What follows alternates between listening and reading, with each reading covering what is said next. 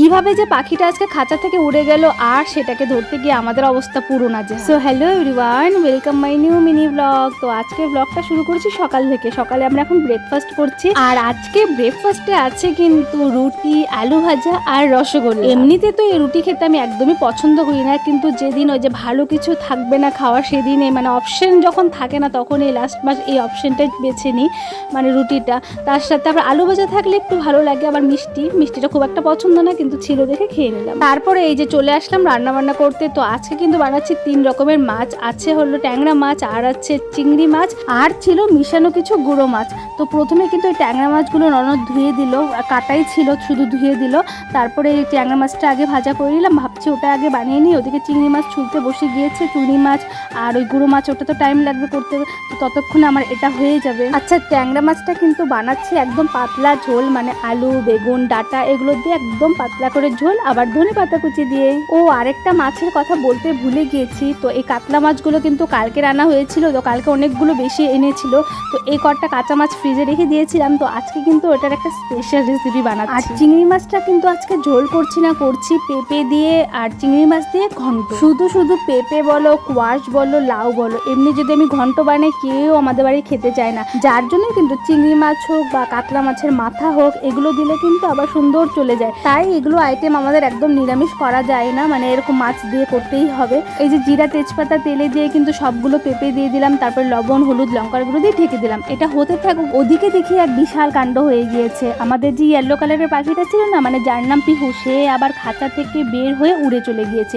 একাই খাঁচা থেকে বের হয়ে গিয়েছে, কেউ কিন্তু কিচ্ছু করেনি। ঠোঁট দিয়ে খাঁচার দরজাটা খুলে অমনি বেরিয়ে গেছে। তো অভিক দেখতে পেয়েছিল, সঙ্গে সঙ্গে তো দৌড়ে গেল আর গিয়ে আগে ছাদের গেটটা লাগালো। ওদিকে উপরে ছাদের গেটটা লাগালাম আর নিচের গেটটা লাগানো ছিল, তাহলে তো বাইরে আর যেতে পারবে না, আর এখান থেকে কোনোভাবে ধরা ওকে যাবে। কিন্তু পিহু আজকে আমাদের এমন দৌড় করালো, মানে কি বলবো, একবার ছাদের থেকে নিচ থেকে আবার ছাদ পর্যন্ত আমাদেরকে দৌড়েছে। একবার উপরে যায় আর একবার নিচে যায়। কিভাবে যে ওকে ধরা হলো, লাস্টে কিন্তু জামাইবাবু একবারে ধরে ওকে খাঁচায় ঢুকিয়ে দিয়েছে। আর লাস্টে না খাঁচার দরজাটা একদম আটকে দিয়েছে, মানে দড়ি দিয়ে বেঁধে দিয়েছে, এখন আর বেরোতে পারবে না। আর জানো তো এই 4টে পাখির মধ্যে না এই পাখিটি আমাদের খুবই দুষ্টু। এ সবার সাথে ঝগড়াও করে, যার জন্য কিন্তু আমাদের খাঁচা আলাদা করে দিয়েছে। মানে একটার মধ্যে আগে 4টা ছিল, তারপরে এত ঝগড়া করেছে, তারপরে যে খাঁচা 2টো করে দিয়েছি, তারপরে আবার এখন বেরিয়ে যায়। মানে কি যে দুষ্টুমি করতে থাকে। আচ্ছা যাই হোক, এদিকে কিন্তু আমার 2 রকমের রান্না হয়ে গেল, মানে ট্যাংরা মাছের ঝোলটা হয়ে গেল, আর এদিকে কিন্তু চিংড়ি মাছটা যেটা করেছিলাম পেঁপে দিয়ে সেটাও হয়ে গেল। এখন কিন্তু এই কাতলা মাছের রেসিপিটা বানাবো, মানে কাতলা মাছ কষা বানাচ্ছি। এটা স্পেশালি বানাচ্ছি আমার আর আমার ননদের জন্য, কারণ এই রেসিপিটা আমাদের খুবই প্রিয়, কিন্তু বাড়ির কেউ আর খেতে চায় না, যার জন্য না বানানো হয় না। তো আজকে অনেক রকমের আইটেম আছে, যার জন্যই কিন্তু আজকে এটা বানাতে পারলাম। তো দেখো এদিকে কিন্তু কাতলা মাছগুলো সব ভেজে উঠিয়ে নিয়েছে, আর এদিকে পেঁয়াজ, রসুন, আদা ভালো করে পেস্ট করে নিলাম। তো ওটা তেলে দিয়ে ভালো করে কষিয়ে নিয়ে এদিকে একটা গোটা টমেটো পেস্ট করে নিলাম। টমেটোর সাইজটা বড় ছিল, না হলে 2টো দিতে হতো।